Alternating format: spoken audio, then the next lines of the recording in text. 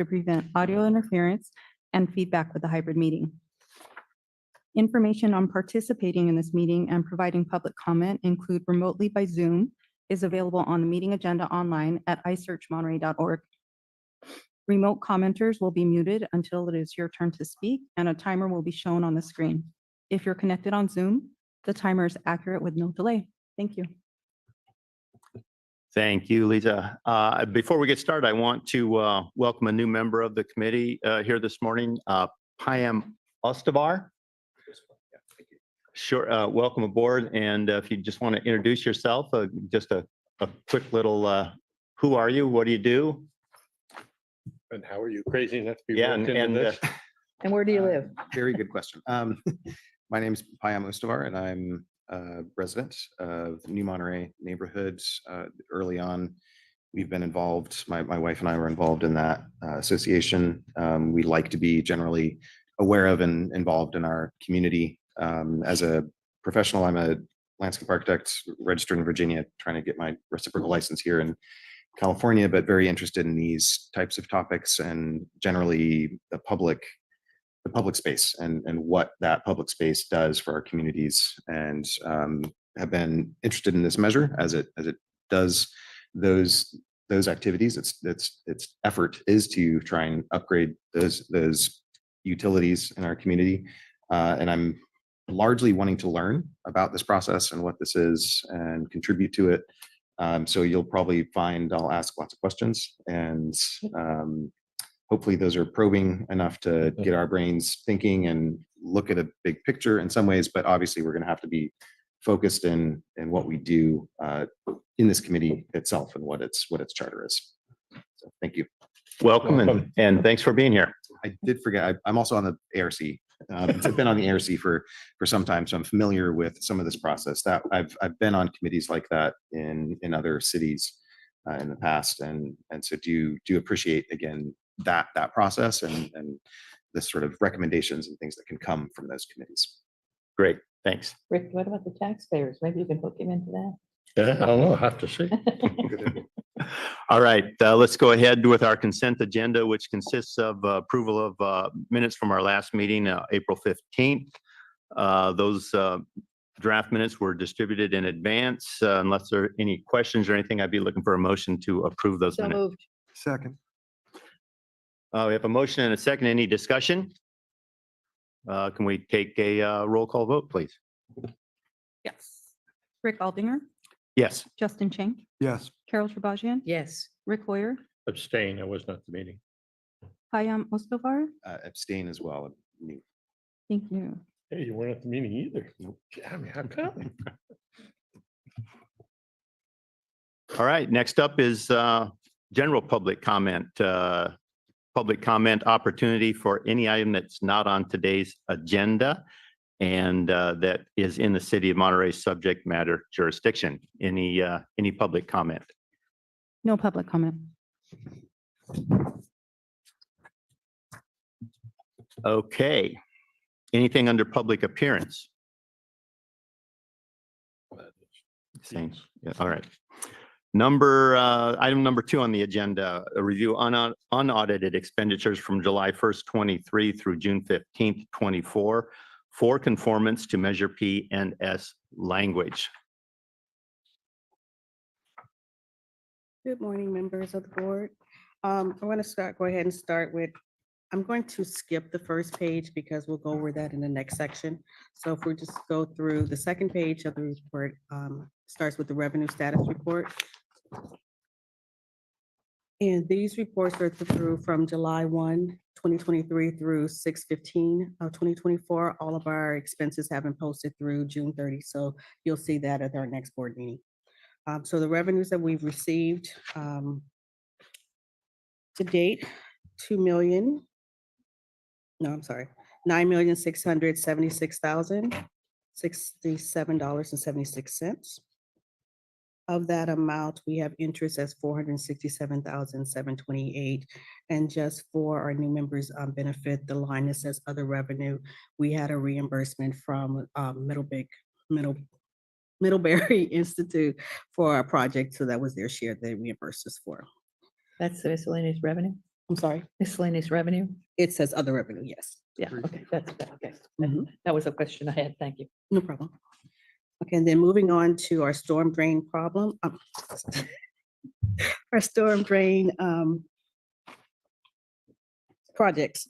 So the total that we spent during that time period is 1.3 million on vendors, and for our labor internal 86,000. So a total of 1.4 million for storm drains. For sidewalks, we spent 1.4 million with vendors, and internally for labor, 171,000 for a total of 1.6 million. For our pavements, we have spent this year 7.4 million, and additional labor costs of 351,000 for a total of 7.8 million. And then for our ADA, we have spent 561,000 with vendors and internal labor costs of 128,000 for a total of 689,000 for the ADA projects. Thank you, Rafaela. Any questions from the committee on any of the expenditures that Rafaela just outlined? I have two. Carol. One, there is, the Public Works Inspector is a busy guy. Okay. 1,274.25 hours that he spent on just this project. That's over half. Does he do anything else? It's like half of his time, more than half of his time in a year that he's spending on just this. Salvador Ambris.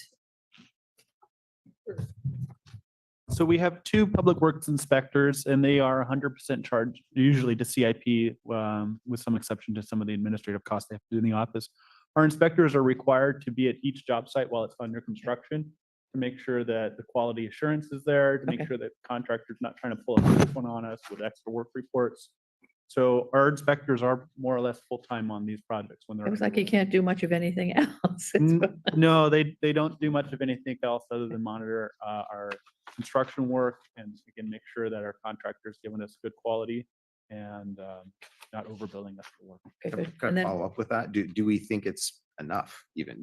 I mean, you seem to think it's a lot, but it is a pretty important piece of making sure all of these works are Wait. happening as they should. When we have multiple projects going on at the same time, our inspectors can get spread pretty thin. We are working on an on-call agreement. So when we have construction management firms and our inspectors are either call it sick or overcommitted, we could call a consultant and have additional consultant support as needed. no, I So- don't think it's too much. I just think it's how many, I was wondering how many we have because there is a lot for them to do. Yeah. The other question is, what is the assistant, a taupe, an assistant forester have to do with pavement? So occasionally on our pavement projects, we'll need to trim trees so that equipment can get into streets. So if there's branches that are overhanging streets, occasionally we'll have our arborists come out and assist. All right, thank you. Rick Hoyer. Yeah, the under storm drains, we got a line item for California towing and transport. I'm assuming that's because they found a car in the ravine they had to remove or something along those lines? Yeah, and I think we may have talked about this a couple meetings ago. There was an excavator that got sunk in the mud at Iris Canyon and had to be towed out of it. So Okay. we hired a tow company. I wouldn't have been surprised if there was abandoned vehicles down there too, but yeah. None that we came across on the project. Not yet, right? Well, we're done digging, so if they're down there, they're buried. I have a couple questions as well. Again, new, so trying to understand kind of the edge of what we discuss here. But this came up when I was a member of the neighborhood association. Various neighborhood members were brainstorming ideas for the storm drains for raccoon prevention and deterrence. And what I'd hate to see with any of these changes we're making is that we're replacing things in kind and not upgrading them. And I don't know where we sit in making those types of recommendations, but that to me, I've seen some things just around where I live. Either things get replaced, sidewalks, drains, things like this getting replaced, and in some cases even worse than when they how they were originally, or not taking the opportunity to upgrade them to just better practices. And I don't know where we sit in that, where the inspectors sit in that.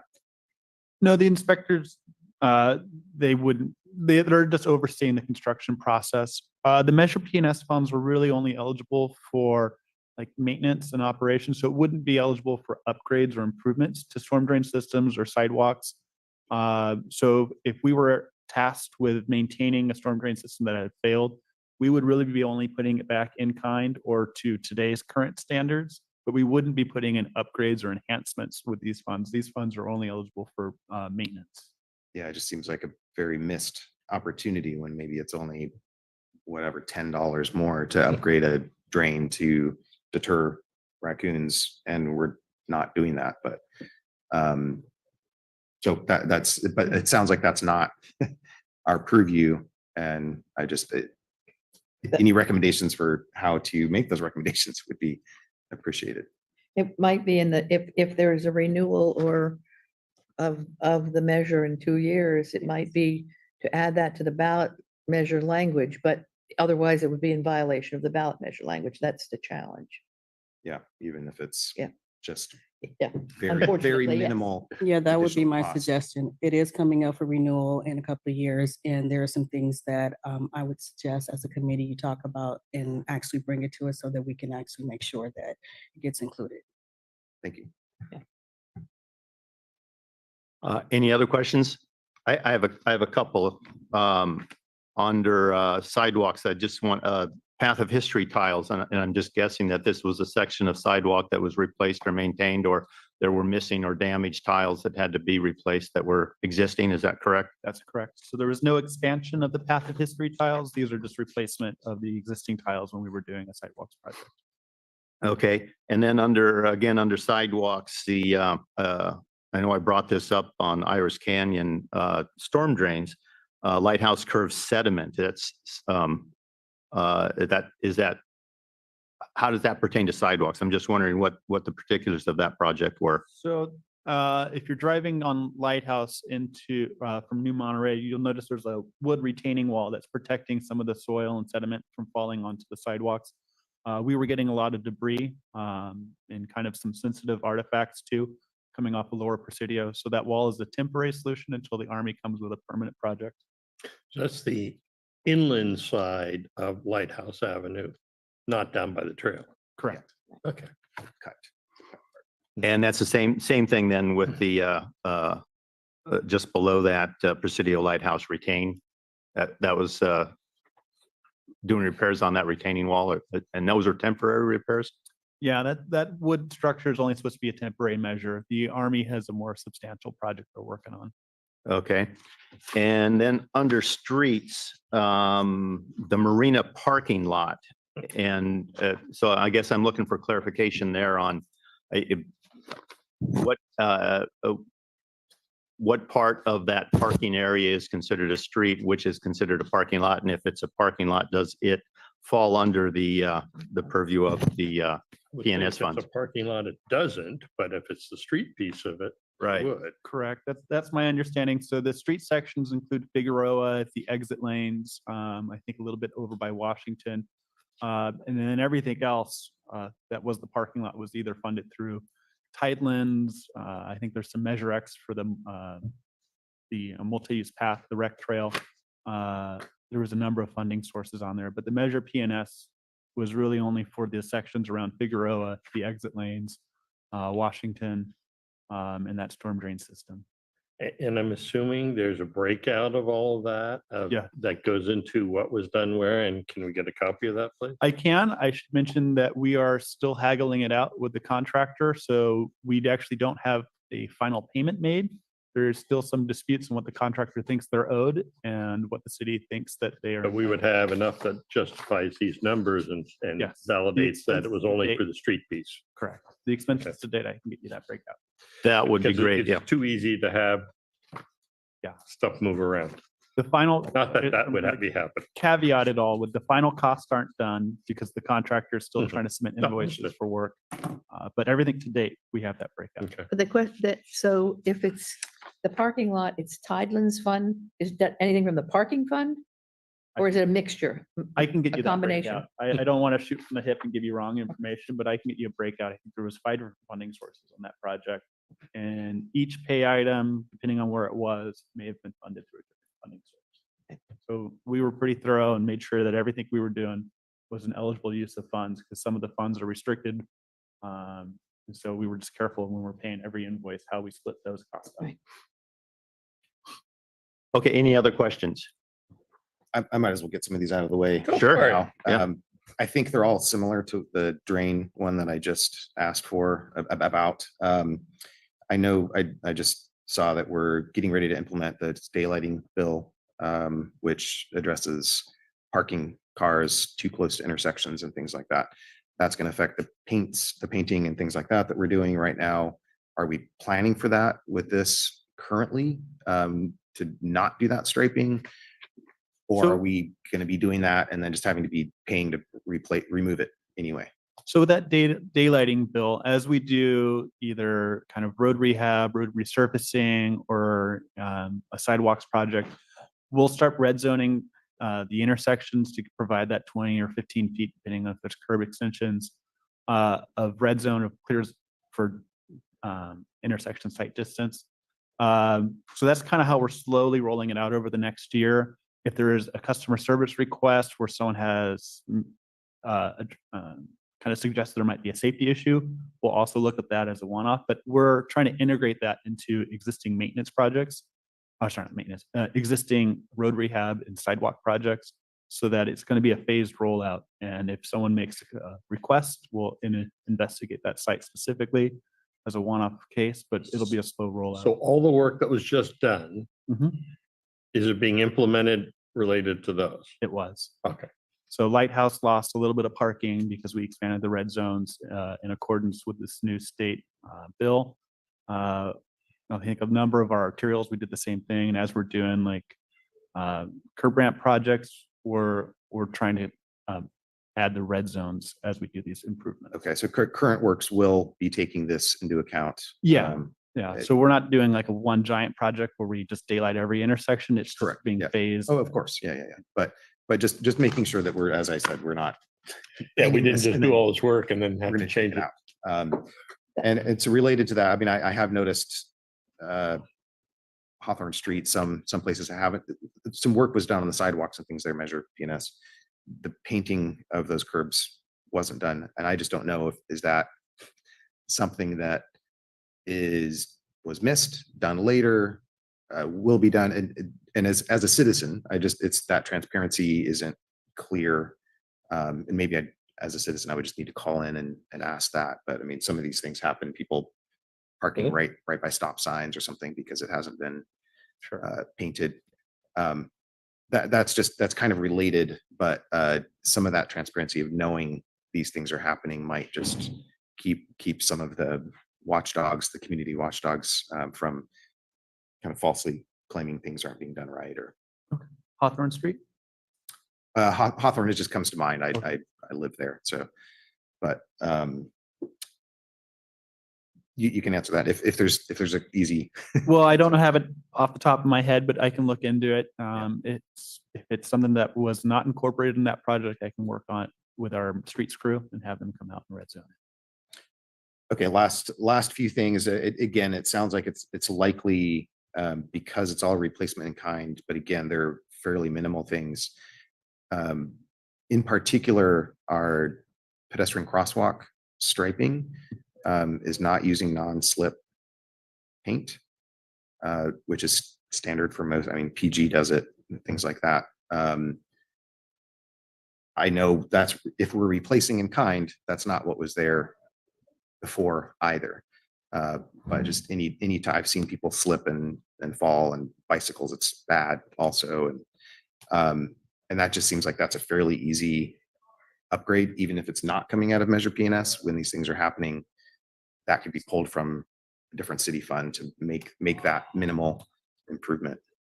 I can look into the tech spec for the crosswalk. I know that the city of Monterey uses a two-coat paint spec for all of its crosswalks, and that's just kind of how it's always been before my time. But we can look into that and see if there's maybe improvements we can incorporate. Yeah, just while we're doing this, grinding them out and putting them back in, it seems like that would be worth the effort. I don't think we grind out the crosswalks. They did on Lighthouse. They, Used the You know, grinder to remove for the paint the- and then the slurry seal project, they'll grind it all out before they slurry seal, before, and then repaint. Yeah. and then repaint it. Yeah, if it's Yeah. just maintenance of crosswalks, they just paint over the old paint. And that's, I think, I mean, that's really same thing as if we're doing improvements, bump outs and things like that. It sounds like, again, that's not, even though we're trying to do that, improve crosswalks and things like that.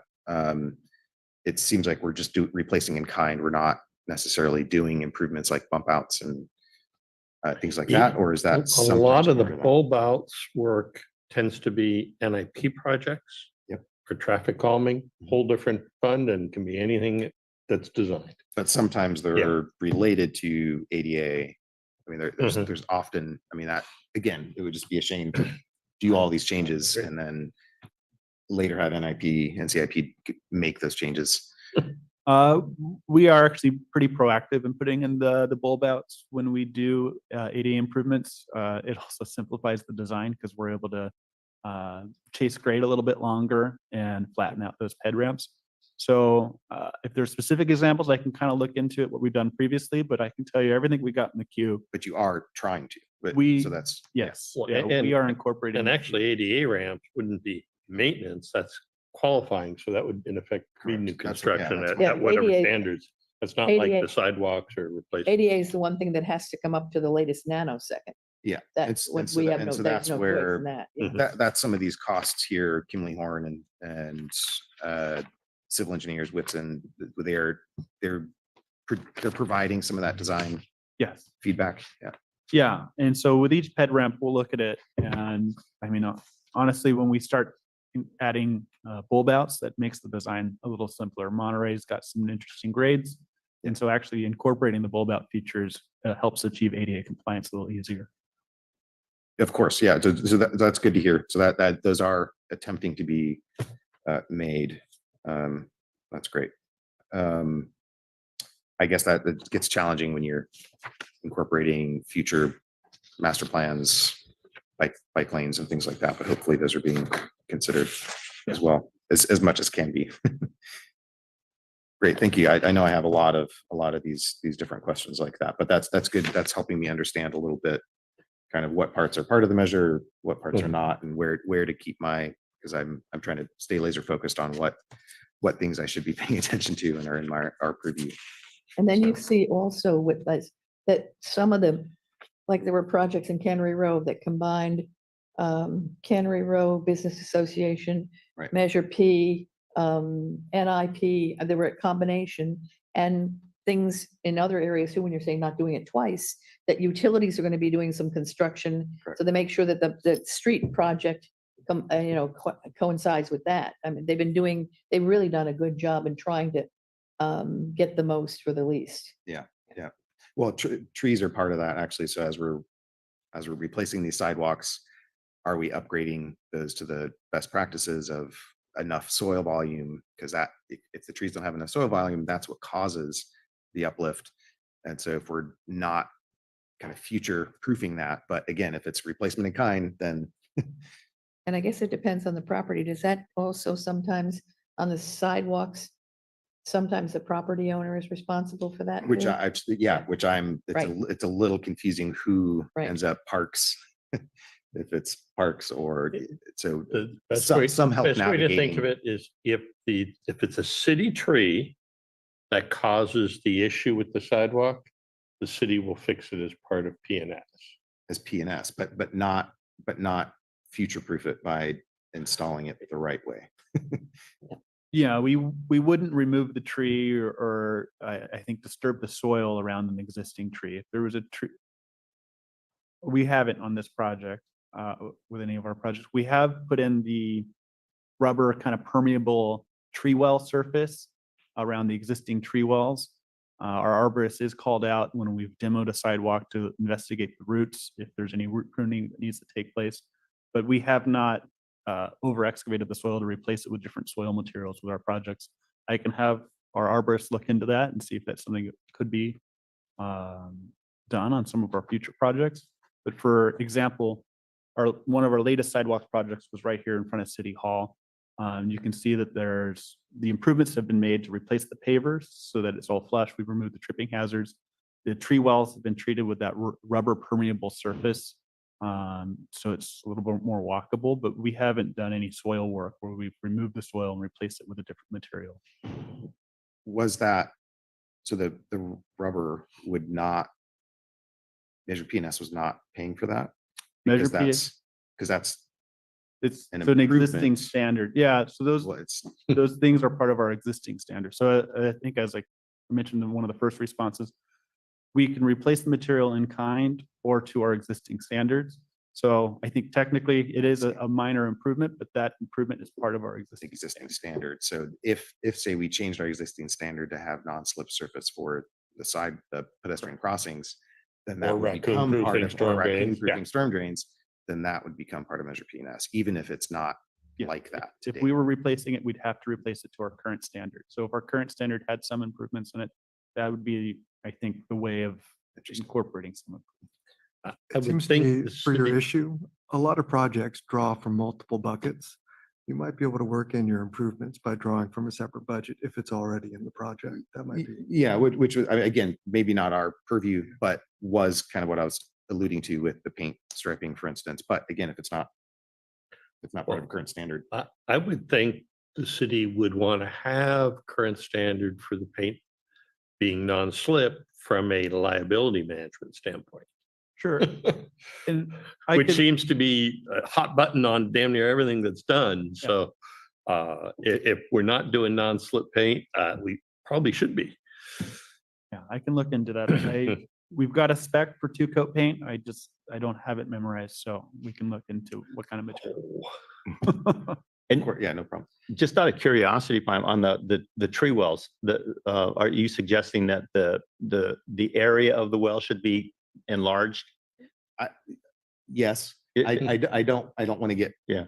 too much into that because I don't want to step on toes of, we have people that are, monitoring doing this, or arborists and things like that. But generally speaking, if a tree doesn't have the soil volume it needs for its roots, it's going to look for it. Mhm, mhm. And it's going to look for that by going under a sidewalk and finding the soil on the other side of the sidewalk. So just in other cities, I was in DC a long time ago. They had standards that was required to either have enough volume for the tree it is. Usually that's done through sand-based structural soil, different things like that. That's done before the tree goes in, not after you already have trees there. There's also ways to give kind of a guide the route under to other soil on the other side of that sidewalk and things like that. There's ways to block the roots. There's things you can put in there. So those would be, those would be considered improvements, but I guess they wouldn't be if it's part of our current standard. It's part of a current standard, but if this all has to proceed when the tree goes in, when we're doing our sidewalk maintenance projects.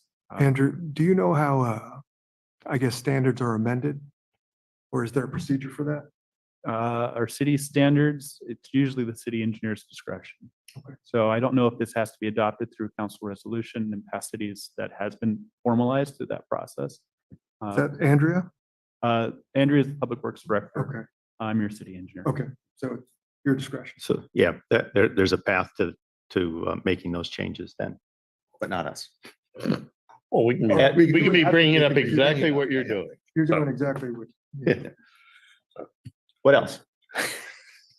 That's really, I think that's just, those are things on the tip of my tongue of things I'm walking around and kind of seeing, and I'm curious about, and I'm not completely versed in our standards and things either. So I should probably do a little more research on that and see where we sit with that. which I'll attempt to do in my spare time. And you can ask the questions anytime because a lot of us aren't engineers or other things, but some of the best ideas come up from folks who aren't. Yeah, and then the other piece, Carol, you brought up early on was just the reviewer. I mean, that's a lot of work, and it is, I mean, to go around and see, you know, they're painting these areas that need sidewalk improvements and things like that. But I remember seeing some of them and I'm like, why is this panel getting replaced? And that one isn't, and that's partially just because I'm probably unaware of what the plan is for those things. And you see a panel getting replaced where a tree maybe had some uplift, and probably root pruning is happening whether you like it or not, because Well, that's just what that happens. gets even messier because most of the stuff that's being done at one time or another isn't the city doing it. Yeah, Because the property owner or the commercial property owner in which particular. I'm learning about here. Yeah, Yeah, it's it's so hard to know. you'll who walk is- around and see some of these areas where there's like orange paint on trip hazards and things. I think that was the city marking it, but it's now the responsibility of the private property owner to fix. That's correct. If the sidewalk is adjacent to a private property and it's not caused by a street tree or a utility company, it is the property owner's responsibility to maintain the sidewalk. So that's consistent with our municipal code and streets and highway code section 5610. Most agencies put the maintenance of the adjacent sidewalk on the property owner. Yeah, Uh, most of these we saw were probably trees and being fixed by. Well, I EMS. just know across from the post office, there was a corner that just recently had the whole sidewalk redone. That had been painted with orange and all the uplifts for probably a year before it finally ended up being done. But it was not the city doing it, it was the property owner doing it finally. Or paying for it, and the city did it. But yeah, I know, I think he actually did, because it wasn't contractors I regularly see. Yeah, they hired their own contractor, and I guess whether you agree with the policy or not, when it's a private property owner initiating the work, it's much cheaper. They don't have to deal with prevailing wage. There's a lot of other things when we're using public funds that make a project more expensive. So when the property owner takes the initiative to implement the project, it's a net savings. It's much cheaper. they still have to follow standards. They right? still have to follow city standards. And so I know on that one, there was some challenging grades where we made sure that the ADA path of travel was closest to the building while allowing the sidewalk to conform by the slope, be a little bit steeper. So it still has to meet city standards. And we do have inspectors that are also, in addition to all the Gonna say. CIP project work they're doing, scrambling to also monitor encroachment work. Thank you. Okay. Yeah, thank you. No, I want to make sure that you get all your questions answered and That's it for now. Thank you. So you Okay. will have they have it done, city inspectors will inspect it to make sure that it's in compliance with the city standards. Yes, so hopefully the property owner and contractor are following the rules correctly, that when they've demoed it, staked it, they're calling in for an inspection and not just doing it and asking us to sign off on it. And where does that charge go back to? General fund? That one comes out of my home account, which is essentially general. okay, thank you. In that case, I'd be looking for a motion to approve the unaudited expenditures from July 1, 23 through June 15, 24. I'll make a motion that we find the expenditures as just indicated in compliance with the language of Measure P&S. Second, And that is just notating that we asked for that breakout on the marina paving project. Yeah. So we have a motion and a second. Any discussion? Vote please, Lisa. Rick Aldinger, Yes. Justin Chang, yes. Carol Sabajian, Yes. Rick Hoyer, Aye. Payam Ostavar. Aye. Thank you. All right. Thank you, Lisa. Item 3, review unaudited periodic report from July 1st, 23 through June 15, 24. Rafaela. Okay. So we just talked about this briefly. I just wanted to note that it does say in the report that March 31st, 2027 is when Measure P expires. So that I'm sure we'll be looking into any changes that we want to make next year so they can go to vote probably in 2026. I'm guessing with those that date, but definitely next year. So if we want to start really looking into changes that we want to make for this, so that's the time. If any. Correct, correct.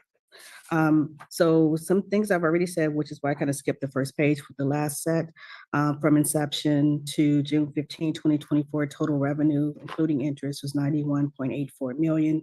Total expenses, 76.05 million. And our fund balance as of June 15, 2024 is 15.78 million.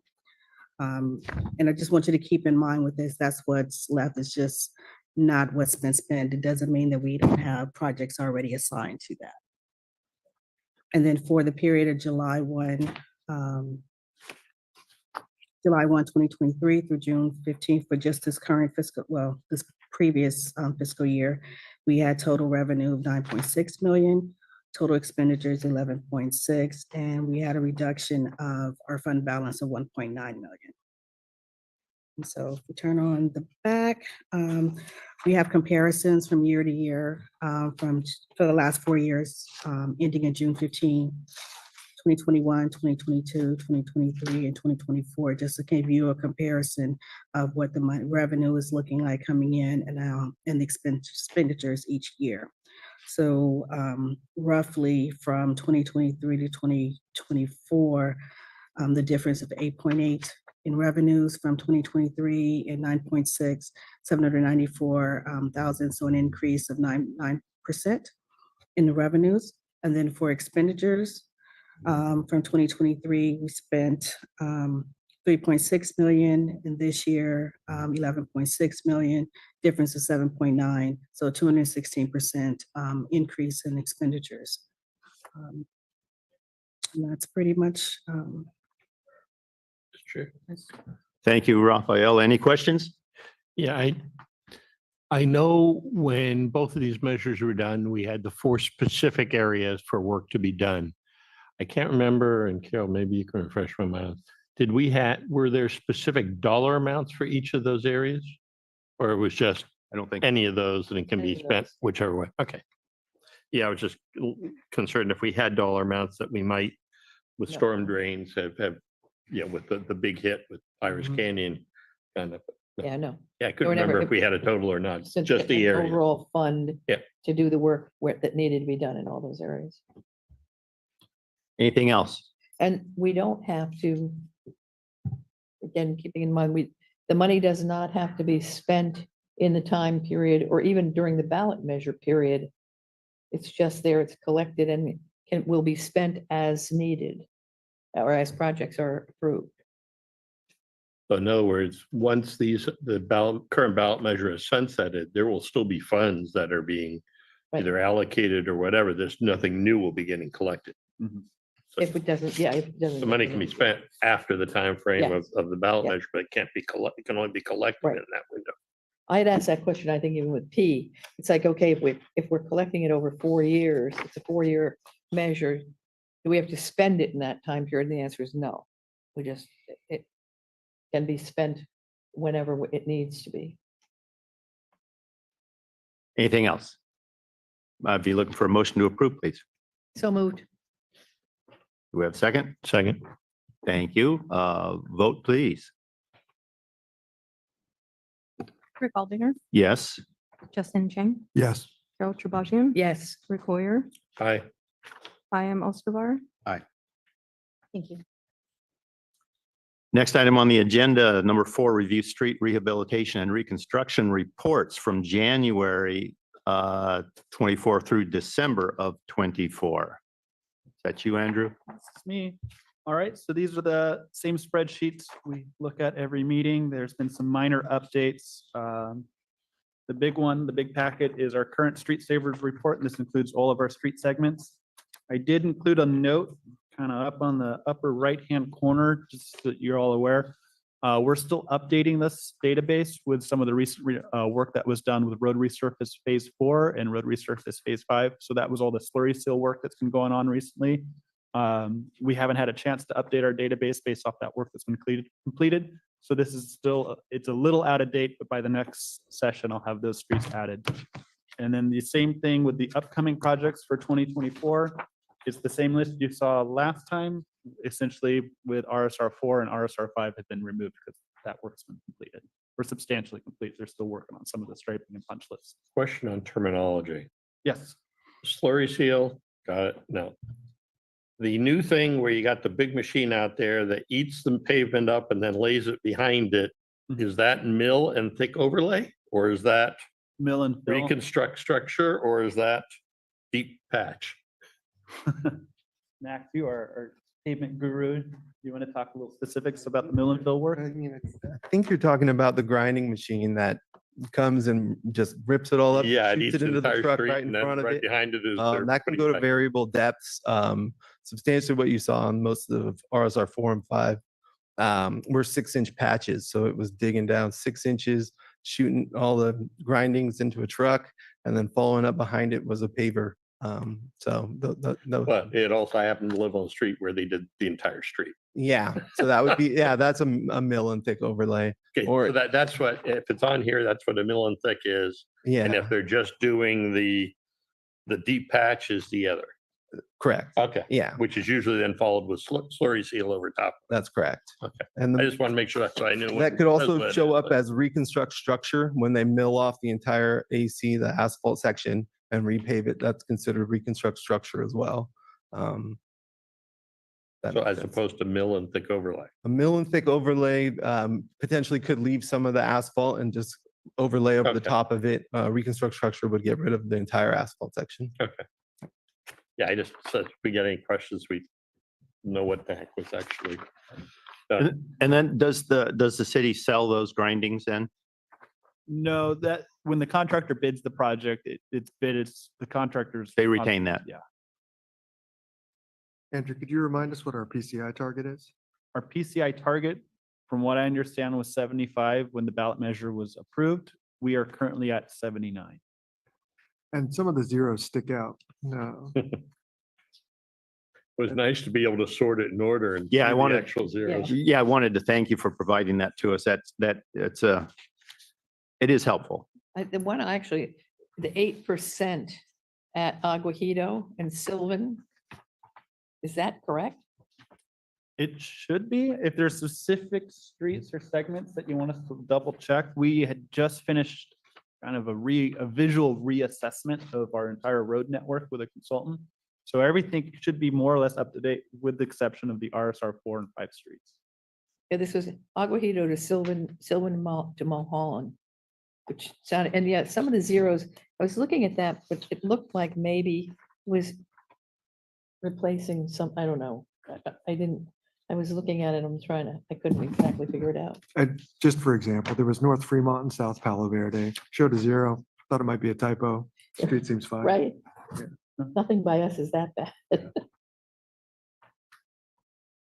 Yeah, I can have our consultant or our team look into that one as well. Yeah, and I'd just be curious what that does to the PCI. Also, is this weighted by usage or is it just generic? No, the PCI isn't weighted by usage, although how we prioritize our street segments, we're currently in the process of developing a 5-year CIP plan for all our road maintenance. That will consider your average daily traffic, that will consider roadway classification. So we'll be trying to prioritize streets that have higher usage and kind of also capture streets before they fall into more expensive maintenance needs. I noticed there's somewhere the begin location is called pavement change So on North Fremont. yeah, North Fremont, we have sections that are concrete and sections that are asphalt. In order to kind of properly model or use this tool, even though it's not technically at an intersection, we do have to kind of separate each surface material so that So in effect, you could have 2 different PCIs for one section of road there because you've got the piece that's concrete and the piece that's asphalt. correct. Okay. Anything else? Fine. Looks like you. It's a bit of a sidebar, but we have public versus private investment, it seems, in some of the, and maybe that's just a matter of looking at the planning documents. For instance, we were talking about the parking lot versus the roadway. Everything we're doing here is considered public I And think we is it- can is it only do work only on do work on the public. public, but some of those go through Cannery Row and things. That's maybe something I just need to understand how, that's again, probably just me looking at some of our documents, our planning documents and seeing where we, All make streets those in changes. Cannery Row would be public. yeah. And so just, and yeah, it just ends up getting curious about that. And then the other one that's, I noticed this document, which is helpful. Top 25 producers, I guess, of tax revenue. And then I know DLI and NPS are not part of that. Again, it's just curiosity. They contribute a lot of traffic. Yeah, and but this things like is that. sales tax. No, I understand. They don't collect any sales tax. I know that. So Okay. I'm saying, I'm curious. I don't know. Do they contribute in some way? For instance, I asked, I think at one point, the Lower Presidio resurfaced there, and I was told that basically the DLI paid for that. I don't know if that's true, but that's just kind of what I'd heard. So the Army maintains their own roads. We actually have the same model and street saver tool that we help to kind of manage resources for them. They contribute to our road maintenance in the same way that I guess everyone else does, which is through sales tax revenue when they spend money in town. Yep. When they buy gas, there's gas tax revenue. So As your individuals roads, or yeah, as your an roads don't have institution. a meter on them, so everyone contributes by either sales tax or gas tax. Typically. They're not, these are the top Oh, no, I organizations understand collecting that. That sales was, tax. no, So, I yeah. completely understand that. That was just Yeah. separate, understanding how, these heavy hitters and contributing to our traffic and everything else are contributing. And it sounds like you're just saying it's same as any other individual, but there's no property tax. There's no, these other ways that we all contribute. Yeah, to and I tax. don't want to interrupt, but we can certainly have this discussion Yeah. under this agenda item. I do want to complete the agenda item we're on if Thank you. we can. But certainly we can talk about that in a moment. Anything else on the rehabilitation and reconstruction reports and before we? It was great getting into the spreadsheet. Thank Yeah, you. thank you. Thank you for keeping us on track. All right, so looking for a motion there. So moved. Do I have a second? Anyone? Second. Thank you, Justin. I don't want to do all of them. Can we take a vote, please? Yes. Rick Aldinger, Yes. Justin Chang, Yes. Carol Trabajian. Yes. Rick Hoyer, Aye. Payam Mostavar. Yes. Thank you. Okay, and now item 5, sales tax updates for quarters 3 and 4, Rafaela. Okay, so I included 3 and 4 because they weren't available at the last meeting. So as you can tell, even fourth quarter, October through December, and we are already behind, well, not behind, but by the time we get them and they're ready from our, from HDL, which is our vendor, it's already a quarter behind by the time you see them. So just to give you a quick and dirty, I'm gonna skip Q3 just because it was almost a year ago at this point. So from Q4, from October through December. So you'll see that our sales tax was down by 0.7%. Measure P and S was up 1.1%, as our Measure G was at 1.1%. Compared to the county of Monterey, which was down 2.7%, and the state was down 2.5%. So relatively speaking, we did better than the county and the state. You can see the different areas, major business groups that are attributed to our sales tax. You have restaurants and hotels, of course, are the highest, then general consumer goods coming down the county and the state pools, business tax. So this is our public newsletter. If you look at the top 25 producers of which you were asking or talking about earlier, these are just in alphabetical order. There's no ranking because that information is proprietary. It is private, so we can't give that information out. And on the back side gives you stateside results and the revenues by business types. I'm going to go down to the last chart, which is casual dining for the Q4. The change was up 1.8%. Hotels and motels was down 2.7%. Service stations was down 11.1%. And then our leisure and entertainment was down 2.7%. Specialty stores were up 6.7%. Quick service restaurants down 9.8, family apparel not down 9.4. Our grocery stores were up 12.6. And then our fine dining down 5.7, and our fast food casual restaurants was up 8.4%. So just in your leisure, if you want to read this, these are just for your information, just Thank you. And so, Pym, I think this, to some extent, addresses your question about the Presidio or whatnot. A lot of residents say, that hospitality has a big impact on traffic and congestion in our area, which it may be the case that, that we are a tourist destination. But as you can see, then that is also, that industry is producing a lot of sales tax revenue, not to mention TOT that's collected through that industry. And so it does kind of offer some sort of parity. Any other questions or comments on? I just got a couple. One is, it's interesting when you're comparing the little chart on the back to the overall bar chart in the front. When you got restaurants and hotels combined, it's basically consistent and flat. But when you look at the breakout, it's down with the hotels, but it's dining that brought it back up.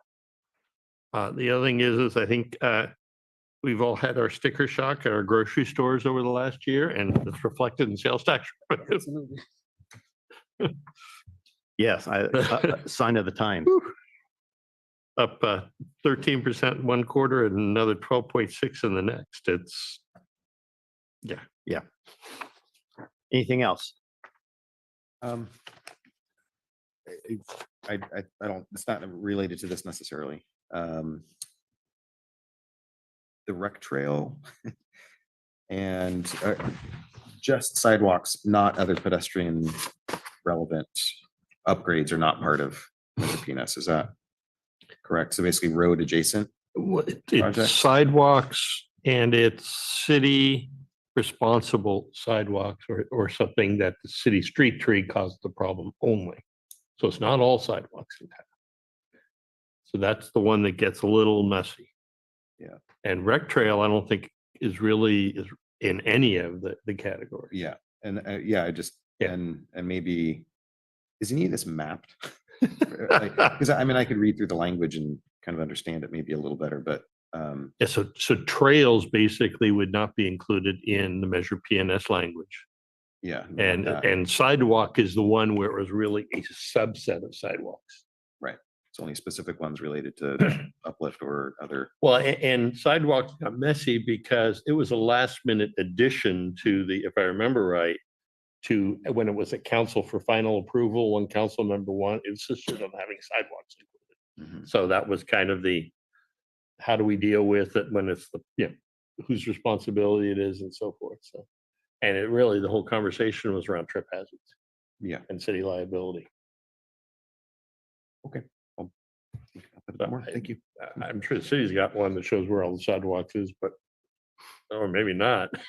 No, a map of which sidewalks are ours versus which sidewalks are property owners. Part of Measure PNS, I guess, would be what Well, we do have a GIS map Yeah. online where we can see parcel information. So we know if there is a parcel, if it's a city-owned parcel or if it's a privately owned parcel. And that's kind of how we quickly determine if it's going to be our But sidewalk. then it also comes down to the tree. If it's a city street tree, and that's not necessarily, it could be a city street tree in a private sidewalk. Shades of gray to all of it. I've seen a lot of different It's much- scenarios where we've had to call out our arborists.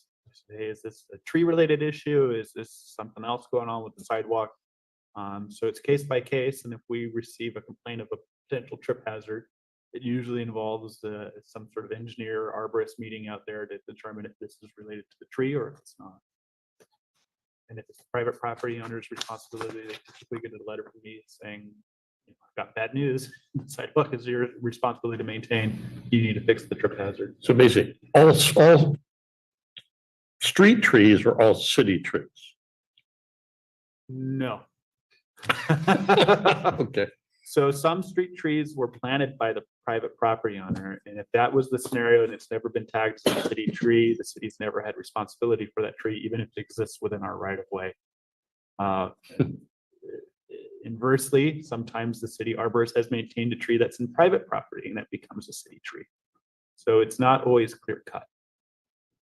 And it actually consumes quite a bit of staff time in this program to determine when there is a trip hazard, who's responsible for it. But in general, if that tree is on their property, not in the middle of the sidewalk, and it's causing an uplift, that most likely, It's most likely their responsibility unless our arborist has said, whoops, I've tagged that tree, it's now a city tree.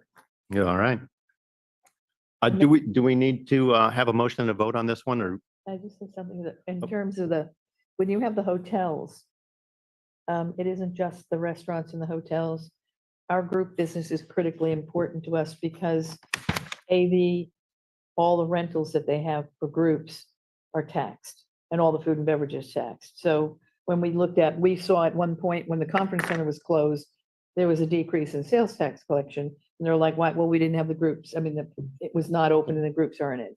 So this is again, and I go back, this is where I come in group business. It's critically important to us, the groups coming in, because it is a good source of sales tax. Thanks, Carol. So again, I'm not sure, do we need a motion and a vote on this one, Lisa?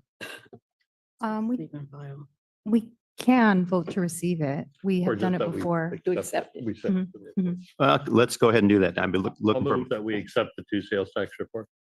Seconds. any discussion? And a vote, please. Rick Aldinger, Yes. Justin Chang, Yes. Carol Tribajian, Yes. Rick Hoyer, Aye. Payam Ostovar. Aye. Thank you. Okay, thank you. Final item on our agenda this morning is revitalization of Alvarado Street and sidewalk replacement. This is something that came up at our last meeting through public comment. And as I remember it, this was the question came up of how sidewalks, and in this particular case on Alvarado Street in particular, can be when they are replaced, can they go into the brick that used to be there, or that in some cases still is there? And again, I think we're looking for some research by city staff here to come back to us with some clarification on what the possibilities may or may not be there. Yeah, so I guess I'll kind of reiterate some of the stuff I was just saying earlier is the Measure PS funds can be used to replace in-kind or to upgrade the current standard. So for Alvarado Street, if there's existing pavers there and they're defective or they've got some sort of trip hazard, we could use Measure PS funds if the adjacent property owner is not responsible for maintaining it, to replace in kind, but we couldn't use it to upgrade sections that are existing concrete that we now want decorative pavers in. There was an NCIP project nomination that was considered recently by the NCIP committee. I believe it ranked 45 on the project list, and it seems like it's probably going to be outside of the threshold that receives funding this next cycle. So I know there was some consideration of trying to match or partner.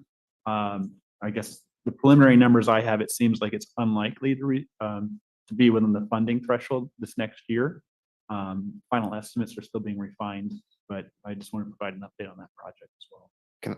Can I clarify? You're saying the current standard is not the pavers that are adjacent? So therefore it's No, the standard would just be a regular sidewalk. And so even though the majority of what is we understand, we think of as Alvarado as pavers, that's not Right. the So standard. we could replace in kind, but if you open up our standard plans, our standard is just the sidewalk. It's a normal sidewalk. So in Alvarado, if we had pavered sections that we have to maintain for whatever reason, or if the property owner has to maintain, we would replace it in kind. That's consistent with the specific plan for Alvarado, but our current standard for our sidewalk is just what you would think was a normal sidewalk. So what Andrew, you're saying that it likely is not going to, we're not going to see an opportunity for a partnership to happen with the NCIP on this for sections that need to be replaced? Yeah, based on the numbers we have from voting night, it ranked number 45, which We have 10 million to spend. Yes. It's at the $13 million mark in the list. It was a $1.15 million project, which I think hurt its chances. So barring, let's put it this way, it's not funded. Yeah, yeah. Because if things were taken off the list, it doesn't automatically go to list. It won't even be most likely on the list that goes to council. So Okay. So that being the case, speaking as then- a former NCIP member. thanks, Rick. That being the case, would there still be an opportunity then for partnering with either individual property owner business or the Old Monterey Business Association to go with pavers? Not with Measure PS funds. No, if there was improvements that the city was responsible for, we could replace the material in kind or current standard. But if we're talking about upgrading the pavers on Alvarado to have decorative pavers, not with these funds. These funds are restricted to strictly maintenance. Okay, then